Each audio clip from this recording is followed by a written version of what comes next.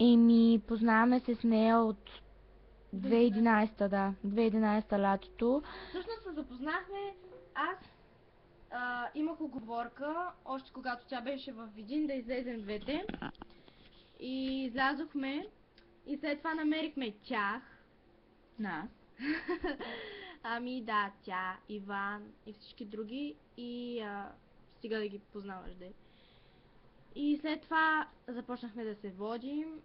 И очудващо за много близко пък аз, за много кратко време се сближихме и когато, да знам, когато те дойдоха не ми се струваха чужди, те двете стралито. Даже още имаме сумати снимки от първия ден тук на пейките, нали, на дружба. Да, 2011 лятото, юни, юли Изключително месец. много бързо се сближихме, сега сме си най-добри приятелки. Да, Много я обичаме. много. Муа.